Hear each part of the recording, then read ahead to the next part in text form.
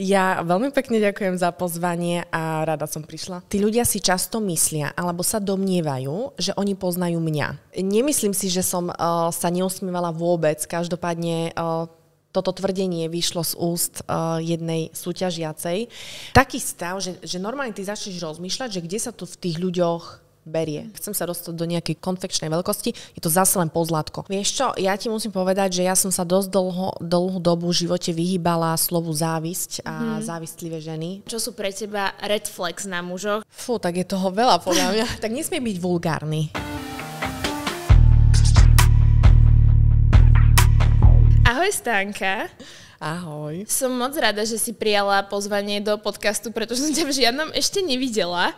Takže som veľmi milo prekvapená, že toto vyšlo. Ja veľmi pekne ďakujem za pozvanie a rada som prišla. Chcela by som sa spýtať, začnem normálne asi tým, čo všetci očakávajú, a to je show. Ja som ti aj písala, že nechcem úplne rozoberať, pretože to už je taká uzavretá kapitola, ale mňa zaujíma aj za ľudí, pretože väčšina z nás v reality show nebola teda, že aké to je spätne sa na seba a na to celé pozerať, že aký je to pocit? Bolo to trošku ťažké zo začiatku, ale ťažké v tom zmysle, že som bola v takom, ako keby v nekľude, v strese, že napríklad ráno, keď som sa zobudila a čo prvé som si spomenula na rúžu, myslím, že také prvé 2-3 časti. Potom to úplne opadlo, už mi to bolo úplne jedno, vôbec som to neregistrovala, tvárila som sa, že sa proste nič nedeje, ale proste prvé 2-3 diely som bola taká vypätejšia, ráno som sa zobudila a okamžite mi začalo byť srdce napríklad, alebo v priebehu dňa som si všimla, že mi bije srdce.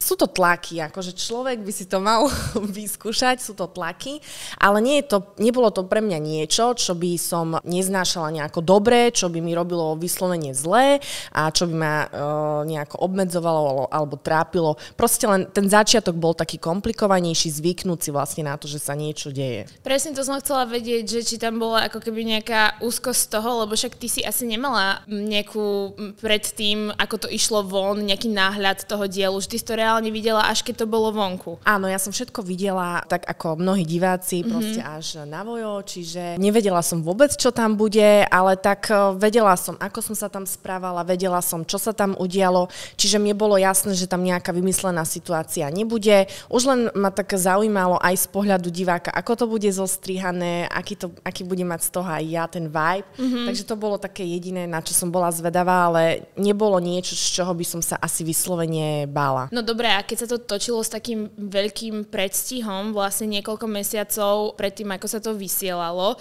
a ty si už vedela, ako to celé skončilo, obávala si sa možno počas tej show, ako išla v televízii tej reakcie, že teraz jak ľudia budú možno že sklamaní, alebo aká bude reakcia ľudí na to, že vy vlastne nie ste spolu? Určite som nad tým veľa rozmýšľala, hlavne po tom období, keď už sme si s Radkom ako keby vyjasnili, že to proste ďalej nejde. Tak jasné, že som mala veľa myšlienok, pretože ja som zrazu videla, že mnohí diváci si to obľúbili, uverili vlastne tomu všetkému, čo sa tam dialo, pretože vyzeralo to nie, že vyzeralo, nechcem to povedať nejako zle, ale tak v ľuďoch to evokovalo niečo, že toto je proste skutočnosť, že je tam vytvorený nejaký príbeh. Jasné, že som na to myslela, že mnohí asi ostanú sklamaní, ale ja som proste človek, ktorý nevie robiť veci proti svojmu presvedčeniu alebo niečo hrať. Čiže ja som vždy mala nutkanie robiť to, čo cítim a nevedela som na úkor proste seba, aby ľudia ostali spokojnejší, dajme tomu, aby mali ten svoj príbeh, aby mali tú svoju šťastnú rozprávku. Nevedela som to zahrať tak, aby to skončilo proste inak, keď som to raz tak necítila. Podľa mňa celkom, keďže som to isté znamenie ako ty, je to taká vodnárovská vec, že asi nechceš ísť úplne proti sebe za cenu ničoho, že toto mi to tak veľmi evokuje. A rozumiem úplne tomu, že to trošku možno tá televízia rozprávkovo vykreslí a potom vlastne to vyzerá tak v realite, že to bola lož, pričom ste len žili v reality show. Ako vyzeral tvoj život pred reality show a čo sa vlastne v ňom zmenilo teraz? Možno v rámci tvojej práce a celkovo dennej rutiny? Pred reality show som mala normálne zamestnanie a to také, že som pravidelne mala nejakú fixnú pracovnú dobu, čiže som chodila do práce plus venovala som sa vizáži a ja som veľmi potrebovala robiť niečo, čo ma urobí trošku slobodnejším človekom. To znamená viac sa prejaviť buď v tej výzáži, alebo nejakým takým úplne iným smerom. Ja som bola vždy taká viac tvorivá a strašne som sa chcela niekde viac prejaviť. Možno aj, čo sa týka proste tej výzáži a nejakej takej oblasti ešte rozvíjať to a mňa veľmi baví robiť ženy krásne, šťastné. Toto je niečo, čo ma náplňa. Jednoducho dosť ma tá práca ubíjala, aj keď som bola vďačná za tú prácu, ale vedela som, že takto nechcem fungovať dlhodobo a že sa potrebujem proste rozvíjať takým iným smerom, byť voľnejšia. A to bol teda klasicky ako keby od 8. do 4. job, že to nebolo v rámci tej tvojej make-up kariéry, ale to bolo úplne niečo teda iné. Že také zväzujúcejšie ako keby. Áno, ja som pracovala ako asistent predaja v BMW, nebudem sa tým tajiť. Bola to veľmi pekná práca pre mňa, istý čas mi to vyhovovalo. Ako čas plynul, tak som proste vedela, že sa chcem venovať viac niečomu inému. Ja som cez víkendy líčila, čiže cez víkendy som bola v salóne a mala som strašne máličko času pre seba, mala som strašne málo voľného času. Všetok čas som vlastne venovala práci, potrebovala som zmenu, potrebovala som možno priniesť do života niečo také iné, tak aby som sa vedela, ako som povedala, realizovať, aby som robila veci, ktoré ma robia naozaj šťastnou. A teraz tvoj život po Rúži v rámci po tej pracovnej stránke, ako vyzerá? Čo sa zmenilo? Tak mám viac príležitostí a viac času venovať sa zase tej výzáži, čiže toto sa zmenilo. Samozrejme sú nejaké, dajme tomu, pracovné ponuky, ktoré zvažujem, nechcem sa vrhať bezhlavo do všetkého, čiže určite mám viac voľného času, to je vlastne to gro, čo sa zmenilo. A na tú výzáž teda nezanevrieš, že to chceš stále rozvíjať, lebo vidím, ty si vždy veľmi pekne nalíčená. A aj v show si sa líčila sama, alebo si to niekomu dávala do rúk? Cez deň sme sa líčili všetky samé a večer nás líčili väčšinou výzážisti. A nemáš s tým problém, keď sama sa vieš pekne nalíčiť, že sa dať do rúk niekomu, kto možno nemá úplne odhadnuté tvoje črty tváre? Akože ja to práve, že robím celkom rada. Dobre, niekedy príde sklamanie, ale musím povedať, že to nie je veľmi často. Že väčšinou som taká, že spokojná, páči sa mi to, pretože každá vizážistka, alebo jednoducho každý má svoj rukopis, čiže každý ma vie trošku inak nalíčiť, častokrát sa mi to páči, je to pre mňa taká pekná zmena, čiže práve, že ja sa teším, keď sa akože zverím do rúk niekomu inému, lebo ma to zaujíma, ako ma vie nalíčiť ona, ako bude vyzerať. Že je to niečo nové. Keď by sme týmto uzavreli tvoje pôsobenie v show, ty keď si sa vrátila, tak to bol naozaj boom. Vlastne teda potom hlavne vysielaní, keď sa ľudia začali aj o vás ako o dievčatá veľmi zaujímať. Hnevali ťa možno nejaké, alebo je nejaká otázka, ktorá ťa naozaj nahnevala zo strany novinárov, alebo niečo, čo ťa fakt tak, že si bola, že toto už je ale cez čiaru? Ja musím povedať, že asi žiadna otázka od novinárov ma vyslovene nenahnevala, ale nahnevalo ma trošku niečo iné, pretože nemenované médium sa ma jedného dňa pýtalo na môj údajný vzťah s známym politikom. A v tom čase naozaj ten náš vzťah nebol vzťahom, ono to prebiehalo vyslovene viac na tej komunikačnej úrovni, čiže tak ako dvaja ľudia sa spoznávajú, nemôžu to hneď špecifikovať do toho, že to je hneď vzťah, keď tam vzťah ešte nie, keď sa poznajú naozaj že krátku dobu. A ja som si naozaj bola vedomá toho, že tým, že sa s ním príliš nestretávam, ja vôbec neviem, či tam prebehlo jedno stretnutie, sa ma už pýtali vlastne na to, či s ním tvorím pár a že vlastne prišlo do redakcií niekoľko anonymov, že s ním vlastne údajne pár tvorím. A ja som sa vtedy vyjadrila, že nemyslím si, že to je opodstatnené, pretože v tom čase to naozaj nebolo. Mňa trošku nahnevalo to, akým spôsobom to možno bolo neskôr podané, pretože potom ale ja som zdieľala to video, že pripravujem u neho doma palacinky. Ináč vôbec to neboli raňajky, čiže zase to bolo trošku prekrútené. Takže vy ešte aj jete palacinky na večeru? No Vôbec to neboli raňajky, ale to jednoducho, ono to bolo podané v tom zmysle. Do toho bola vsunutá tá moja odpoveď, že nemyslím si, že to je podložené, lenže tá odpoveď bola spred nejakých 10 dní, čiže v tom čase to naozaj bolo tak, ako som to povedala. To, že sa to za nejaký čas posunulo do toho, že sme už spolu začali tráviť čas, tak to je prirodzené a normálne, ale snáď, keď sa s niekým človek začne stretávať alebo spoznávať, tak nebude to hneď špecifikovať alebo klasifikovať do toho, že už je to vzťah a že proste tam niečo už medzi nami musí byť, pretože to tak nebolo.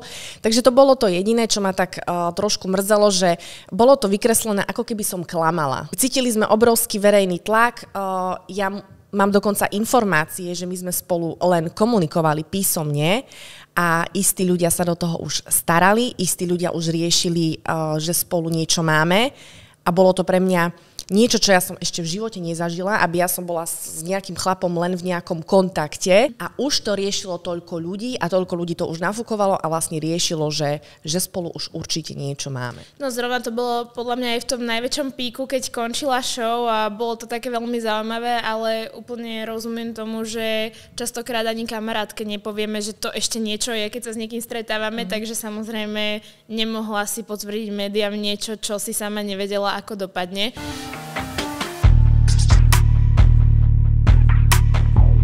Ak by ste chceli počuť, ako sa Stanka vyjadrila k drogovej kauze z minulosti, tak aj to a nie len to nájdete na exkluzívnej platforme Hero Hero, kde nájdete dlhšiu verziu každého nášho podcastu. Odkaz nájdete v popise.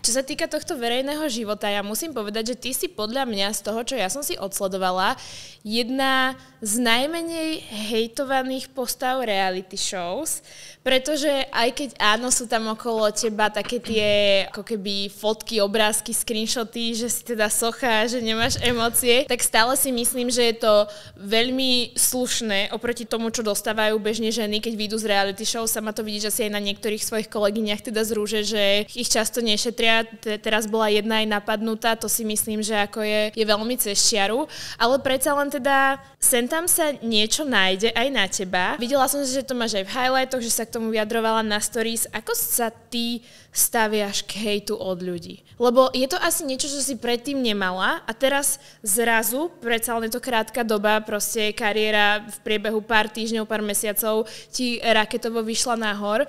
Ako to ty vnímaš, takéto hejty od ľudí, ktorých ani nepoznáš? To si dobre povedala, že sú to ľudia, ktorých ani nepoznám. A tí ľudia si často myslia, alebo sa domnievajú, že oni poznajú mňa. Je tam prirodzené to, že ma poznať nemôžu, nevedia, aký som žila život, aký som človek, čo všetko som zažila, prečo, dajme tomu, sa neotváram ľuďom, prečo nedávam najavo svoje emócie.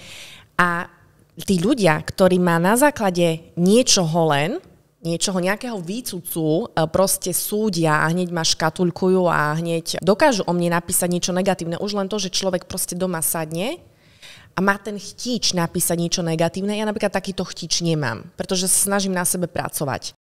A človek, ktorý má chtíč si sadnúť za tú klávesnicu a napísať niečo negatívne, ja nevravím, že mi tam má písať chvály a má ma velebiť. Nemusí to robiť. Ale človek, ktorý to proste chce urobiť a chce napísať niečo negatívne, chce zo seba to negatívne, čo ten človek sám vo svojom vnútri má, lebo od neho ide to negatívne, tak mne je jasné, že ten človek sám so sebou má nejaký problém, buď je, dajme tomu, nešťastný, buď má nešťastné manželstvo, alebo nežije život, aký by chcel, má určité frustrácie alebo negatívny pohľad na život a ten svoj negatívny pohľad na život a iné osoby presne takýmto spôsobom ventiluje a dáva najavo tým negatívnym komentárom. Čiže ja si nemôžem brať osobne takýto pohľad človeka, pretože viem, že tam v prvom rade je problém nejaký v ňom. A samozrejme sa snažím tie hejty, nie že snažím, myslím si, že ich aj dosť ignorujem, že sa tak nejako tvárim, že ani nie sú mojou súčasťou, pretože oni naozaj nie sú mojou súčasťou, pretože to slovo, ktoré ten človek zo seba vydá, to je viac súčasť jeho vnútra, pretože to slovo ide z neho, z jeho podstaty, aký naozaj v skutočnosti je a aké má vzorce myslenia, čomu bol, ja neviem, naučený, alebo v akej domácnosti vyrastal, alebo akých mal rodičov. Jednoducho, všetko sú to také naše vzorce zastaralé myslenia, správania sa a tak ďalej. Čiže to je viac súčasť jeho ako moja. Preto sa snažím, alebo neberiem si to tak osobne. Ja tu mám presne napísané z toho, čo si ty teraz povedala, že názory o mne sú vaše a sú súčasťou vás. Vy tým neubližujete mne, vy tým ubližujete sebe. To si mala aj v jednom z tých highlightov. A mňa strašne zaujíma, pretože ty máš taký úchop až by som povedala psychologicky, veci, ktoré komunikuješ na sociálnych sieťach, aj to, ako sa teraz vyjadruješ. Ty máš nejaké, ja neviem, či si chodila terapeutka napríklad, alebo máš nejaké psychologické zázemie. Videla som, že teda zdieľala si niečo na Instagrame aj od napríklad Miša Drienika, ktorý viem, že má veľa takých rôznych videí. Ja ho poznám teda cez moju mamu, lebo ona ho sleduje veľmi. Ale často som si všimla, že presne tam máš taký ten psychologický podtón. Je to niečo, čomu sa venuješ voľnočasovo, alebo ako si toto nadobudla? Si to tak všetko pekne racionalizovať? Ja si myslím, že tam sú také dva dôvody hlavné. Poprvé, že som veľmi vnímavá a vždy som bola. Veľmi som bola hlbavá, myslím, že až príliš. Proste ja veľmi veľa rozmýšľam, mnohí by mi možno povedali, nepremýšľaj toľko, nie je to dobré, ale ja si myslím, že aj práve vďaka tomu mám taký názor alebo pohľad na veci, aký mám, pretože ja som vždy príliš analyzovala, vždy som bola príliš taký hlbavý človek a mne nikdy nestačilo to pozlátko. Ja som vždy hľadala veci medzi riadkami, pod povrchom, aj keď sa mi niečo stalo, alebo ja neviem, zažila som niečo s niekým a nedopadlo to, dajme tomu, dobre, tak ja som bola vždy človek, ktorý išiel do podstaty. Prečo to tak dopadlo, čo som sa od toho mala naučiť. Vždy som mala pocit, alebo mám pocit, že mám sebareflexiu a snažím sa analyzovať, prečo sa mi to stalo, čo si s týmto človekom, dajme tomu, zrkadlíme, na čom treba pracovať. Čiže toto je jeden z dôvodov, prečo možno takto vystupujem. A druhý, že si myslím, že som mala vždy celkom dobré komunikačné schopnosti. Možno to viem odkomunikovať aj na nejakých príkladoch, aj keď si myslím, že už boli tie moje komunikačné schopnosti niekedy lepšie, už som dlhšie od vysokej školy, ale to je jedno, jednoducho. Možno to viem tak podať, čo mnohí potom, lebo prídu mi také správy, že by som mohla byť psychologička a tak ďalej, tak mnohí potom majú taký názor, že by som mohla byť tá psychologička. Ale nikdy som nechodila k žiadnej terapeutke, ani som sa tomu nikdy nejako extra nevenovala. Jednoducho vždy som bola viac hlbavejší človek, ktorý sa snažil vidieť veci pod povrchom a plus sa snažím napríklad sem tam sledovať takého Michala Drienika a takýchto zaujímavých ľudí, ktorí mi vedia priniesť veľmi veľa pozitívneho do toho života a snažím sa veľakrát si brať aj príklad z iných ľudí. Že veľakrát sledujem správanie alebo vzťahy iných ľudí a snažím sa si z toho brať príklad. Čiže by si povedala tak, že si vedomý človek, ktorý všetko robí s nejakým premyslom. V podstate nie nie vypočítavo, ale tak, že nad tým ako fakt, že uvažuješ a že ideš do hĺbky tej situácie. Áno, nie som podľa mňa človek, ktorý proste bezhlavo do niečoho ide. Som človek, ktorý si to radšej 3-krát, 5-krát rozmyslí, 10-krát. Aj tak som vystupovala podľa mňa v tej rúži, že som bola taká, ako to povedať, bolo tam vidno, že som proste nešla do nejakých vecí bezhlavo, čiže vždy som si párkrát rozmyslela, čo ako urobím a tak. Čiže ja som taká bola vždy a ja som aj v tej rúži vlastne vystupovala, alebo snažila som sa proste vystupovať čo najviac taká, ako naozaj v reálnom živote som. Nechcela som úplne padnúť do tej bubliny, ktorá tam bola vytvorená. Jednoducho vždy som si tak zdravým sedliackým rozumom povedala, že Stani, že proste buď sama sebou, že tak, ako by si v reálnom živote reagovala, tak sa snaž reagovať aj teraz. Je to niečo, čo ti možno pomohlo aj v rámci vzťahov s dievčatami? Pretože ja si myslím, že to, čo tam aj ty to voláš, čo tam bola taká bublina, tak sa nám, ľuďom, čo aj nie sme v reality show, aj tebe mimo reality show, dejú v bežnom živote, že sa niekto k nám zachová škaredo, intrigánsky, nejak nás podkopne. Pomohlo ti toto tvoje nastavenie vnímavé nejakým spôsobom sa nezapájať do tých hádok, pretože ja keď som to sledovala, pre mňa to bolo absolútne fascinujúce, že keď bola nejaká tá cocktail party bez tvojich kamošiek a ty si tam bola so skupinou, s ktorou si zrovna nemala až toľko čo povedať, stále si tam bola, že nebola si ani s nimi, ani proti ním, jednoducho bola si tam ako sama za seba, nevytvárala si tam konflikt, nezapájala si sa. Pre mňa by to ako bolo hrozne náročné odovzdať nejakú, to bola nejaká obálka básnička alebo niečo, napríklad tomu Radkovi od skupiny Bab, ktorá je inde a ja som teraz medzi tými, s ktorými si až tak nerozumiem a viacero medziľudských vzťahov si tam tak zvládala. Veľa z toho presne diváci nevidia a nevedia sa vcítiť do toho pocitu, aký som tam vtedy mala, lebo ono to bolo fakt pre mňa strašne nepríjemné. Proste tam sedela tá Dolly, Jenny a tak ďalej. Ja som tam tak sedela a teraz hovorím, no a teraz mu dám tú obálku a teraz oni zistia, že on odíde, no a ja si to tu pekne teraz Presne. Že ja som bola normálne pripravená na takú vlnu kritiky a teraz som len tak v hlave rozmýšľala, no nevadí, však ja to ustojím, však akože niečo, však bude dobre. Ja som taká, že snažím sa stále sa tak ukľudňovať, že OK, že už čokoľvek mi povedia, čokoľvek tu bude, akákoľvek hádka, že ja to nejako ustojím, ale proste to tí diváci proste niekedy nevedia, aká tá situácia tam naozaj je, nevcítia sa do toho samozrejme, lebo tam nie sú. Ale bolo to pre mňa fakt náročné, ale ja som proste tak chcela vyhovieť tej Nicole, proste ja by som si nevedela predstaviť, že Nicole mi povie, zober tú obálku Radkovi a ja poviem, vieš čo, nie, lebo ja sa bojím Dolly a bojím sa Jenny a bojím sa reakcií tých dievčat. Proste ja som vedela, že môže prísť apokalypsa, ale proste ja som to musela urobiť. No ja by som sa ich bála, určite.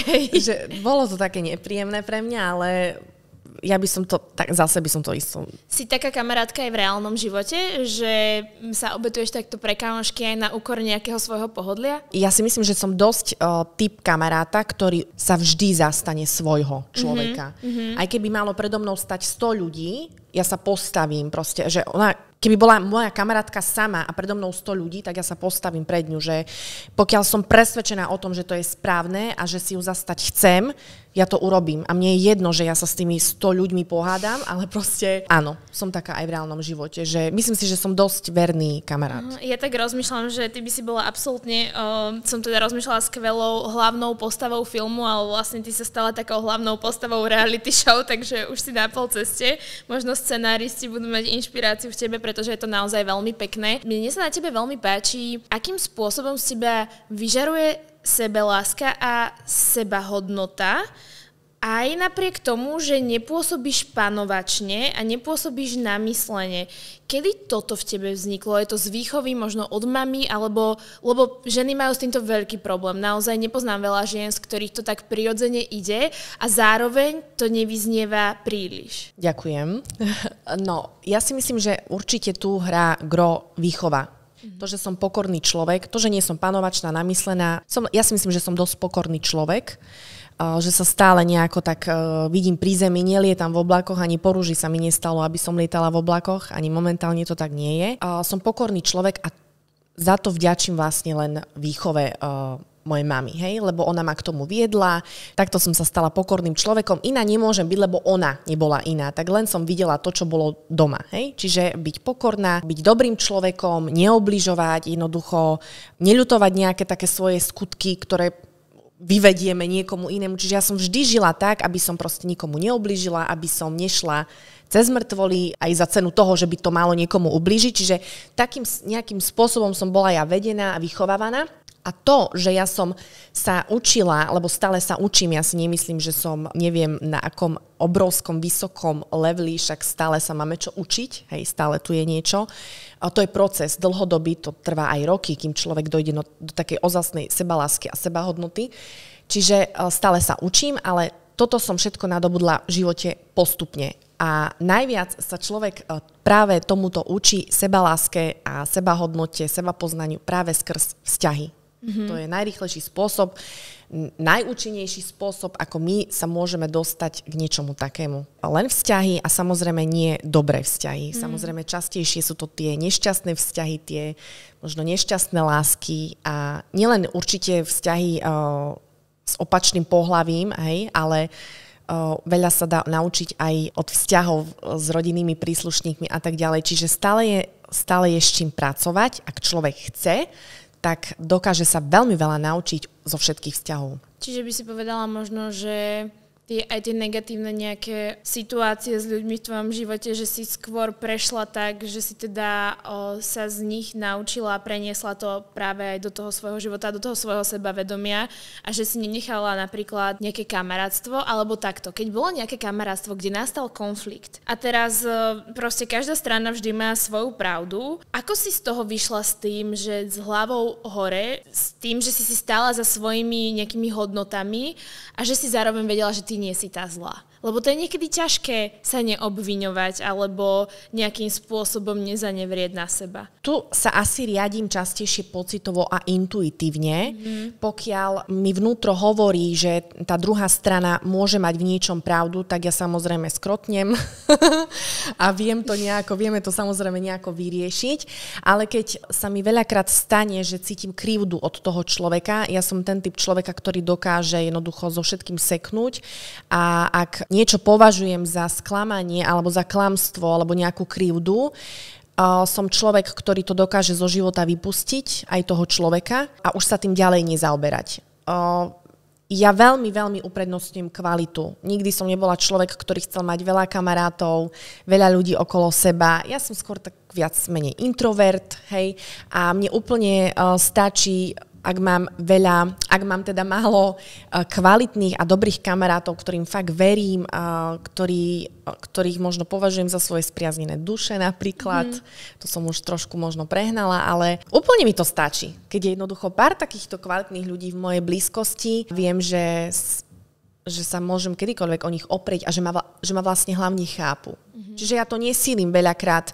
Ak ma niekto sklame, nie som zrovna človek, ktorý dokáže dávať veľmi veľa šancí. Áno, stane sa to, určite, ale ak sa stane niečo zlé, tak dávam tým pádom tieto veci odo mňa preč. Niečo, čo mi robí zle, chcem ísť od toho preč. Ako ti písali veľa na Instagram, tak si pre mnohé ženy vzorom. Ja som dokonca si prečítala v niektorých komentároch, že takéto vzory by mali vychádzať z reality shows a nie teda často, keď vidíme, že naozaj niekedy z tých reality shows vyjdú až také bizáriky. Kto bol tvojim vzorom, alebo kto je tvojim vzorom? Máš nejaký ženský vzor? Nemyslím si, alebo nemám podľa mňa ženský vzor, samozrejme, ak nerátam moju mamu, ktorá ma vychovala.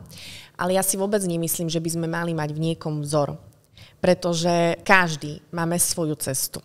Každý máme niečo iné podľa mňa v živote pochopiť, niečomu inému sa naučiť, niečo zmeniť, dajme tomu. Nie je podľa mňa správne, keď sa prirovnávame k niekomu inému, pretože sú to dva rozdielni ľudia. Najlepšie, čo môžeme my jednoducho v živote urobiť, je byť najlepšou verziou samých seba. Toto je klišé, hej, toto znie ako klišé, ale ono je to naozaj pravda, že my by sme sa mali snažiť na sebe neskutočne pracovať, rásť, aby sme boli čo najšťastnejší, aby sme boli dobrými ľuďmi hlavne, aby sme vedeli, ako byť šťastný, pretože je ťažké sa naučiť, ako byť šťastný a vyrovnaný. A na tom by sme najviac mali pracovať a nemali by sme sa úplne stotožňovať podľa mňa so životom alebo s niekým iným. Podľa mňa toto nie je správne, pretože každý máme svoju vlastnú cestu. Na toto by som nadviazala. Na sociálnych sieťach je trend sa porovnávať a veľmi veľa mladých dievčat má s tým problém. Dokonca ja sama seba, čo si myslím, že som naozaj vedomý človek a som aj v terapii, som sa prichytila niekedy, ako sa prirovnávam s niekým z branže a berem ho možno ako konkurenciu. Ty teda vyzerá, že máš toto usporiadané. Nikdy sa ti nestalo, že by si trpela niekoho úspechom, alebo že by si sa porovnávala, že by si povedala, ja by som chcela mať toto, alebo chcela by som byť viac taká ako ona? Určite áno, určite v minulosti boli takéto myšlienky, že niekoho vnímame ako konkurenciu, alebo by sme chceli žiť ako niekto iný, ale toto všetko proste prámení zase z nášho presvedčenia, že nie sme dosť dobrí.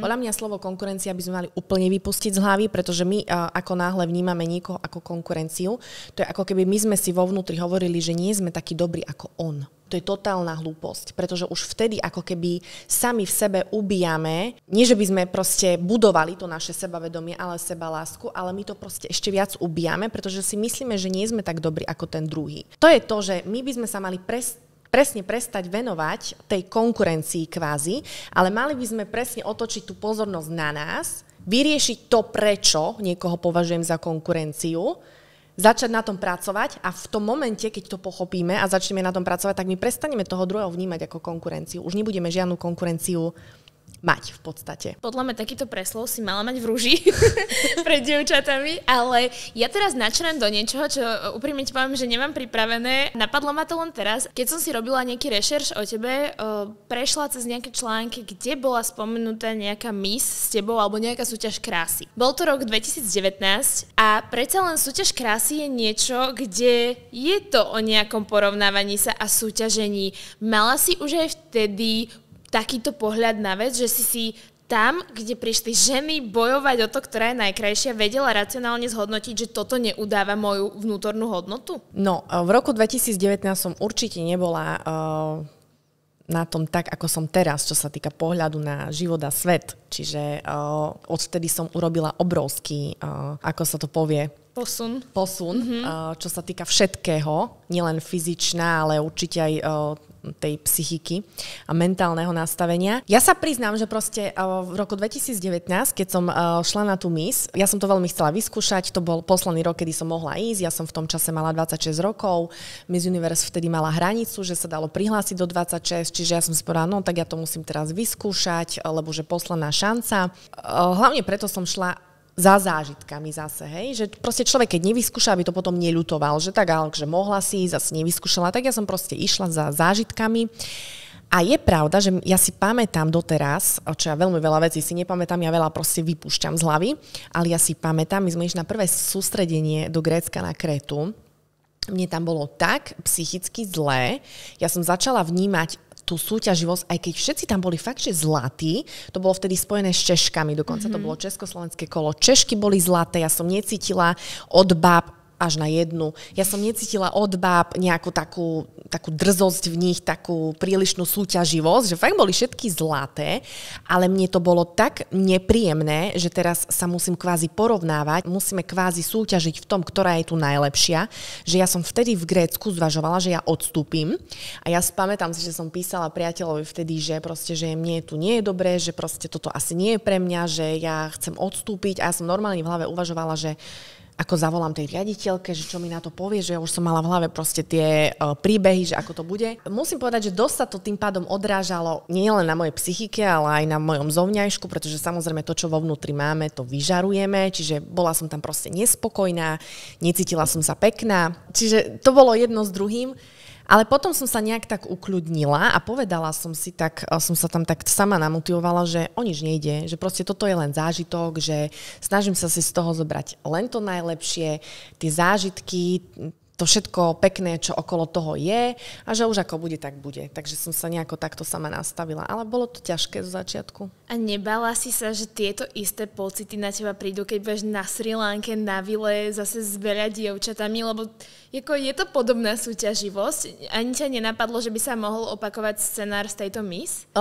Keď som šla na Srí Lanku, tak to bolo už úplne iné, pretože tam som bola už úplne inak mentálne nastavená, už som bola viac sústredená na seba, na to, aby som ja bola v pohode a už som v tom čase pracovala vlastne na tom, aby som bola ja vnútorne OK, aby som sa mala, dajme tomu, rada, aby som bola spokojná so svojím životom alebo sama so sebou. Jediné, čo som proste strašne potrebovala, je tá zmena v živote, pretože som pociťovala dlhší čas, že sa to nejakým spôsobom nikde nehybe a že veľmi potrebujem uniknúť z reality, v ktorej som sa momentálne nachádzala. Tam bol aj taký ťažký trošku vzťah pre mňa náročnejší, ktorý som nevedela nejakým spôsobom useknúť, takže potrebovala som ako keby ujsť z tej reality, ktorú som mala, v ktorej som bola v danom období, dajme tomu, dosť nešťastná. Ja som na nič iné proste nemyslela. Ja som ani nemyslela na to, kde sa dostanem, ako ďaleko sa dostanem. Ja som na jediné, na čo som ja myslela, že ja potrebujem proste odísť z reality, ktorá ma robí veľmi nešťastnou a potrebujem začať nový život, radikálne zmeniť svoj život s novými ľuďmi, stretnúť možno nového muža, do ktorého sa zamilujem. Takže toto bolo jediné, na čo ja som proste myslela a vôbec tie ostatné dievčatá ja som nejako v hlave dala bokom a nemyslela som na to, čo bude a ako to dopadne. Áno, lebo ako asi by si inak sa aj nemohla tam vybrať, keby tam ideš s takýmto mindsetom a veľmi pekne si to povedala. Myslím si, že si dala tomu fakt fresh start, lebo bol to taký reset, dokonca si to teda aj vyhrala. Nečakane, za čím si asi ani teda pôvodne nešla, keď si chcela len vypadnúť. Ja by som načerela takú, nepoviem kontroverznejšiu tému, ale nie každému pochutí a to je taká spiritualita, pretože ja som si všimla, že ty máš dokonca, to som ešte asi u nikoho nevidela, v profile napísaný aj svoj ascendent, že máš leva a teda, že si vodnárka.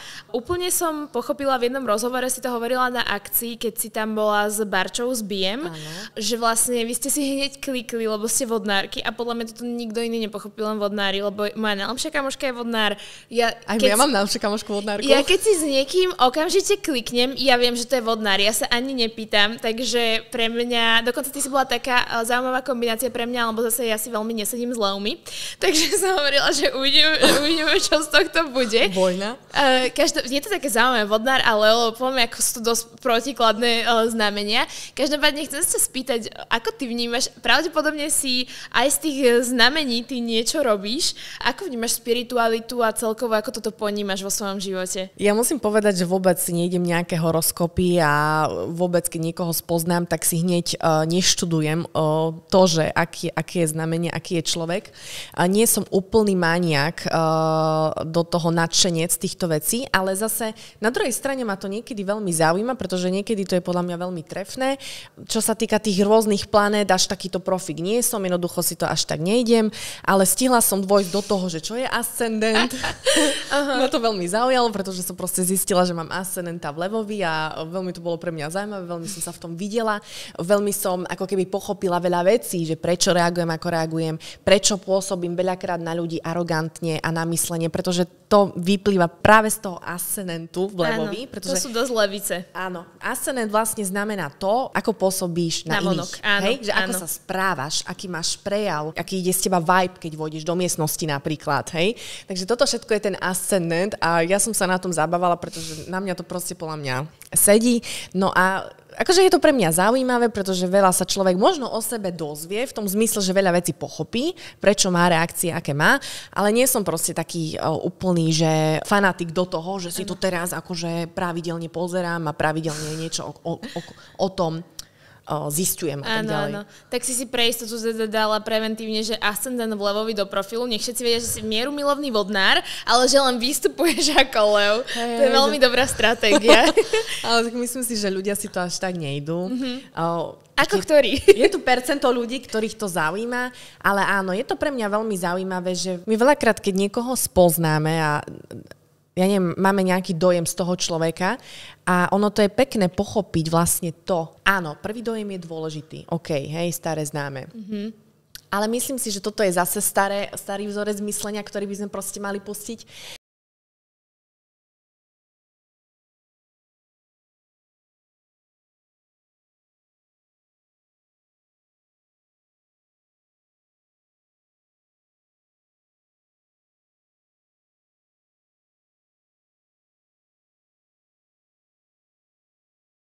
Do hĺbky lebo aj ja sa snažím hneď nie každého odsúdiť. Každý za sebou niečo máme, každý sme si niečo zažili, nikto nevie, z akého rodinného prostredia sme vzýšli, veľa ľudí malo ťažké detstvo, veľa ľudí zažilo toho veľa zlého. Práve preto ja nemám vo zvyku hneď niekoho odsúdiť a hodnotiť na základe nejakých pár reakcií, pretože ja neviem, akými traumami si ten človek v živote prešiel, čo všetko bol nútený zažiť a čomu bol nútený akože postaviť sa, čomu čalil v živote. Čiže viem, že všetko má takú svoju hĺbšiu podstatu a podľa mňa to je niečo, čo keby sme my ľudia robili alebo viac sa týmto zaoberali, tak by bol, že svet oveľa krajší. A hlavne teda aj tá reality show presne dala priestor na to, že ukázať, ako niekto môže pôsobiť a jak sa tam ten charakter vlastne vyvíja. Ano. Takže to je tiež podľa mňa veľmi pekný ukazovateľ. Ja sa ešte vrátim na sekundu k tomu vodnárovi. Chcem, aby si mi to potvrdila alebo vyvrátila, ale teda hovorí sa, aj mne to už pár ľudí poslalo, že vodnár je najhorší na vzťah, pretože sa rýchlo nudí, stále potrebuje niečo nové, je taký premenlivý, tak ako je kreatívny, tak je taký proste, že má rád svoju slobodu. Vnímaš to aj ty tak? Alebo nie, že by som ti chcela kafrať do vzťahov samozrejme a robiť zlú povesť? Vieš čo, ja by som to takto rozdelila, pretože stretla som nejakých vodnárov mužov a mala som vo svojom živote dokonca 2 lásky, ktoré mi... Boli to muži 2, ktorí mi zlomili srdce a obaja boli vodnári. Ja by som vodnára tiež nechcela. Akože z toho, čo nás Ja už nechcem. Takže obaja boli vodnári a áno, na nich mi sedí, že možno nie sú, neviem či stáli, ale... Môže byť, že sú viac prelietavejší. Ja zase nechcem pre Boha živého všetkých vodnárov generalizovať. Nebudem akože... Ale môže tam byť predpoklad, hej, zase, tak nehovoríme, že všetci ráci sú verní napríklad. Áno, ja nemám napríklad dobrú skúsenosť s mužmi vodnármi, ale stále verím, že sú dobrí muži vodnári, hej. Okay. Ja nie som zadubená, takže verím tomu, že sú. Ja by som povedala, že možno toto sedí viac na mužov, mužov. Ale čo sa týka žien, ja mám pocit, aj tú najlepšiu kamarátku, čo mám vodnárku, že my sme práve že veľmi také, my keď sa zamilujeme, Ježiš, to je že koniec, hej. To môže, že Brad Pitt ísť okolo, to môže Luke Evans ma požiadať o ruku, proste. Nie, ja proste, keď som zamilovaná, tak ja proste vidím toho jedného muža, mám problém, extrémny problém sa odľúbiť, hej. Čiže u mňa to trvá niekedy roky.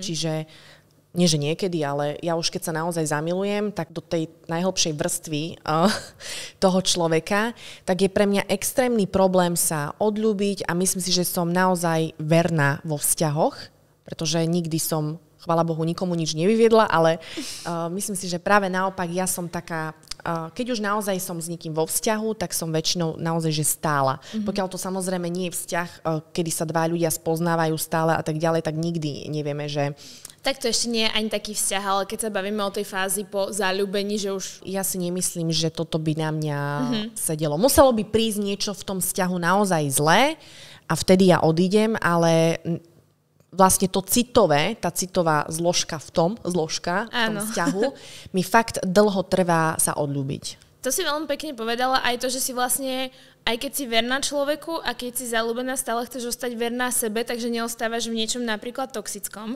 Ale čo mňa na tebe naozaj úprimne fascinovalo a ja som sa v tom veľmi našla, mi to bolo strašne sympatické, pretože s tou láskou to mám podobne, ale ty si sa aj vyjadrila, že tvoj randiaci život pred tou reality show bol, že ja sa vyhýbam mužom aj stretnutiam s nimi a málo ktorý ma v živote očarí. Ako vyzeralo potom tvoje randenie pred show? Ty si, za tebou chodili muži a ty si im ani nechcela dať šancu, že musel naozaj niekto prísť taký, že tomu dám šancu?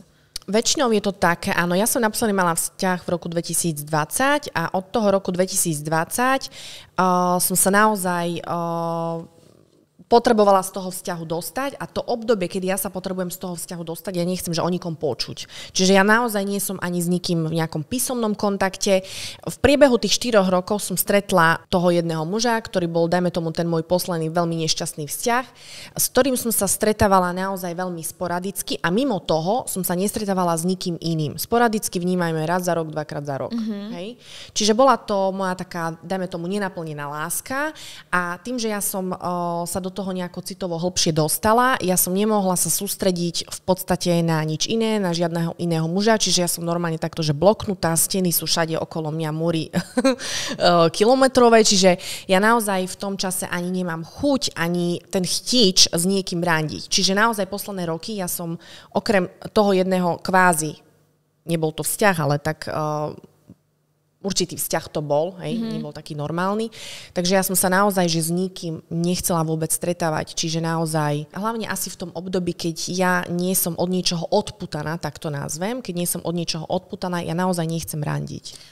To veľmi akoby vracia to, čo robí veľmi veľa ľudí po tom, čo sa rozídu. Klin sa klinom vybíja, čo je, dajme tomu, možno aj taký nejaký vzorec, ktorý tým ľuďom pomáha sa dostať cez to. Ty tohto žolika nevyužívaš, ty si tou bolesťou, dajme tomu, chceš prejsť. Znamená to, že ty nemáš problém sedieť doma sama s tou bolesťou, spracovávať si to, mať 3 mesiace proste naozaj náročných dní, skôr ako by si napríklad niekoho namotávala cez správy, aby si sa len na chvíľku zahojila?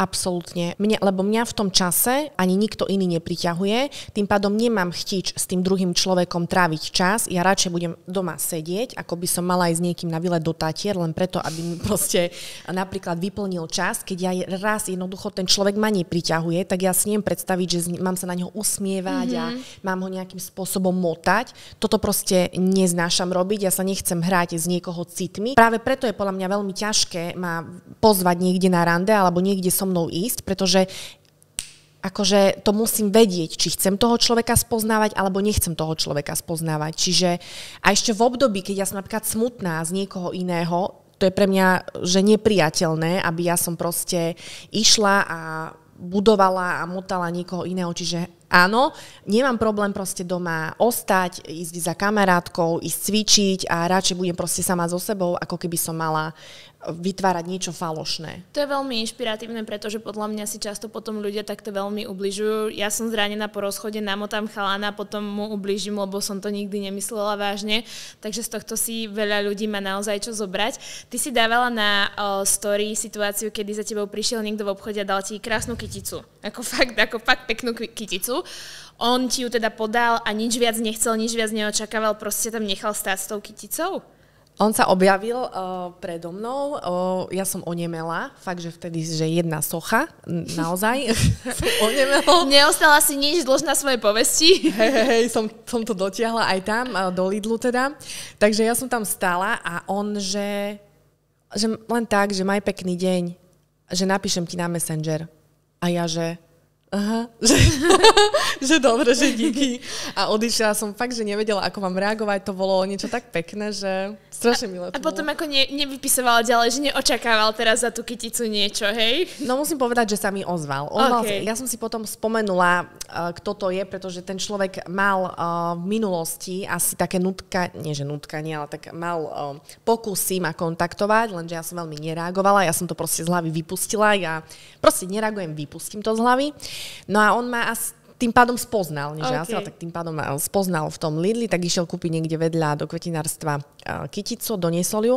A keď mi napísal zase po tej kytici, tak už mi došlo, že aha, to je ten, ktorý ma akože v minulosti, ja neviem, pol roka dozadu kontaktoval, tak ja som ho proste zo slušnosti už vtedy odpísala, že mu veľmi pekne ďakujem, že to bolo veľmi pekné, ale týmto akože haslo, hej, že už ďalej komunikácia nepokračovala. Že si slušne, keby teda to nejak katla, alebo teda odstrihla. Máš pocit, že touto svojou úrovňou, lebo fakt to dá nazvať, že máš úroveň, skôr mužov priťahuješ, že ťa chcú dobíjať a nosia ti kytice do Lidla, alebo skôr odstrašuješ? Lebo podľa mňa to má také dva póly. Myslím si, že odstrašujem. Zase, ja sa mám stále čo učiť, hej, nie som, že všetko viem, hej. Myslím si, že sa mám stále čo učiť a na čom pracovať.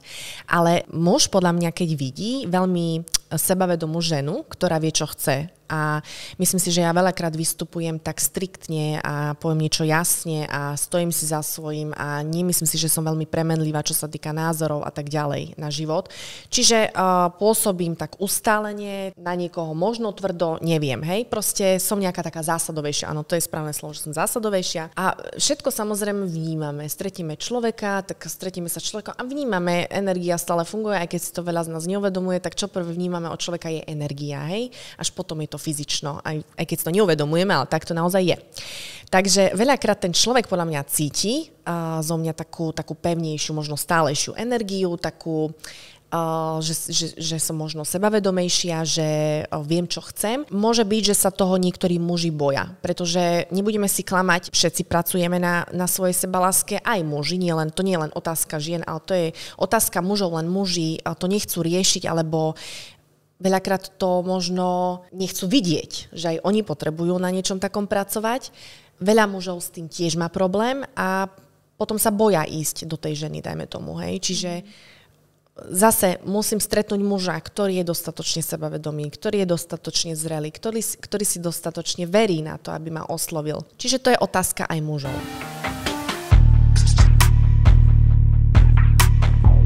Ak by ste chceli vedieť, aké red flags Stanka naozaj netoleruje pri mužoch, tak aj toto sa dozviete v exkluzívnej verzii podcastu na Hero Hero. Odkaz nájdete v popise. V rámci tvojej branže ty si mala rôzne modelkovské joby a podobné reklamy a takéto veci, akože čo som iba zachytila tiež z highlightov, aj pre družov. Nestretla si sa, keď takto teda si sa k tomu vyjadrila, že naozaj sa boja viac menej, alebo môžu mať taký rešpekt? Nestretla si sa zároveň v rámci tejto branže, a ja hovorím z mojej skúsenosti a zo skúsenosti modeliek, ktoré poznám, s mužmi, ktorí si v rámci svojej práce dovolovali príliš, mali nejaké koketné reči. Mne sa to stalo s kameramanmi, fotografmi, jednoducho, že tí muži niektorí v tej branži, ja to poviem ako to je, boli doslova až slízky a mali reči, ktoré ja by som si v živote nedovolila cudzej žene povedať. Stáva sa ti to a ak sa ti to stáva, ako na to reaguješ? Ja musím povedať, že si na nič také akože nespomínam. To znamená, že ak aj bolo, tak to nebolo v nejakej takej strašnej miere. Alebo dáš jasnú energiu, možno, že tebe vyslovene, že nie si taká koketná, že prídeš to je na to. asi tým, to je presne aj tým, že podľa mňa nie som veľmi otvorená. Človek, keď ma spozná vo svojej vnútornej podstate, som veľmi kamarátska, som veľmi komunikatívna.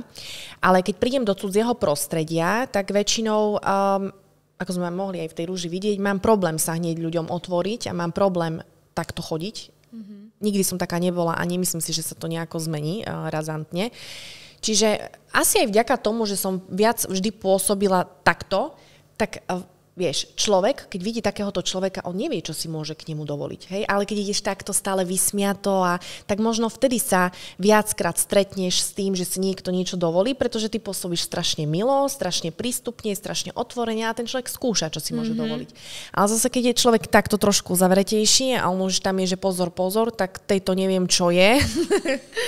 Že bojí sa možno niečo povedať. Čiže ja si myslím, že určite, že preto som sa s tým možno veľakrát v živote nestretla, že som vždy pôsobila viac tak uzavretejšie. Tým, že si taká zásadová, to si by dala inak skvelé slovo v tvojej odpovedi, asi by ma nenapadlo.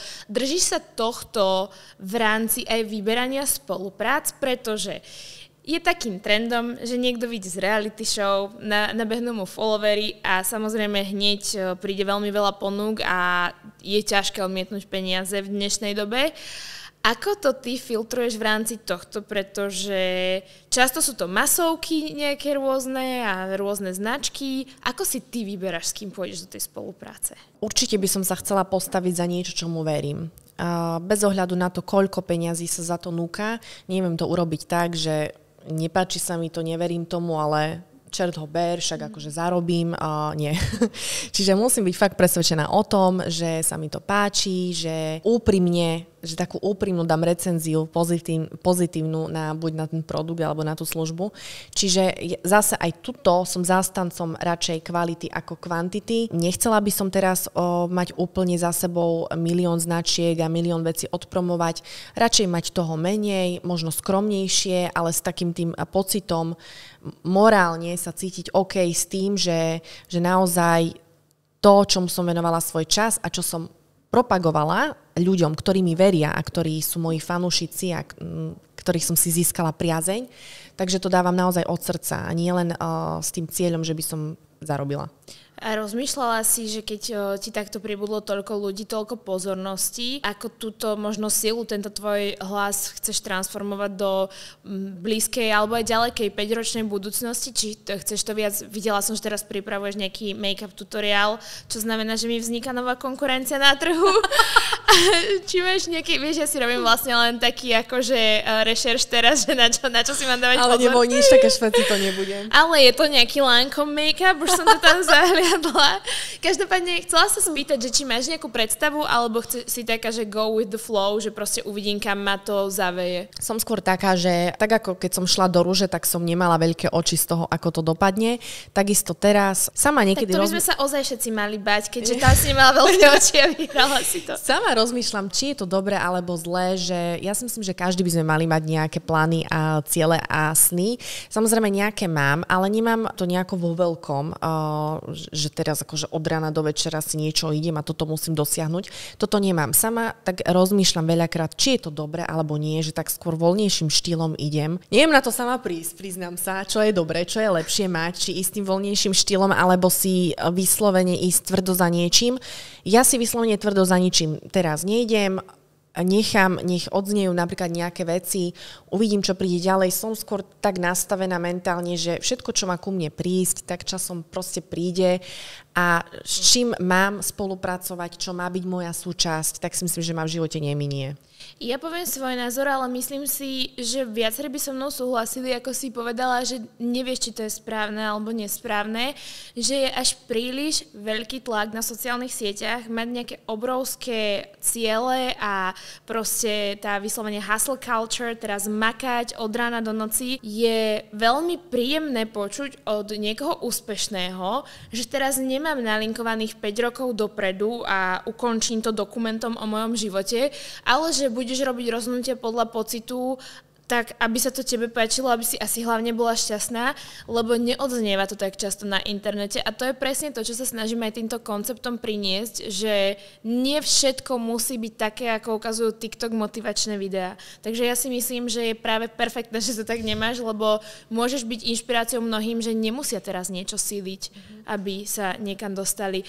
A z tohto by som sa rovno odrazila na poslednú otázku, ktorá bude tu v rámci teda podcastových platform a YouTube, kým prejdeme teda na tú uzavretú. A to je to, aký je vlastne tvoj taký úchop života s tým, že na veľa vecí sa pozeráš veľmi pozitívne.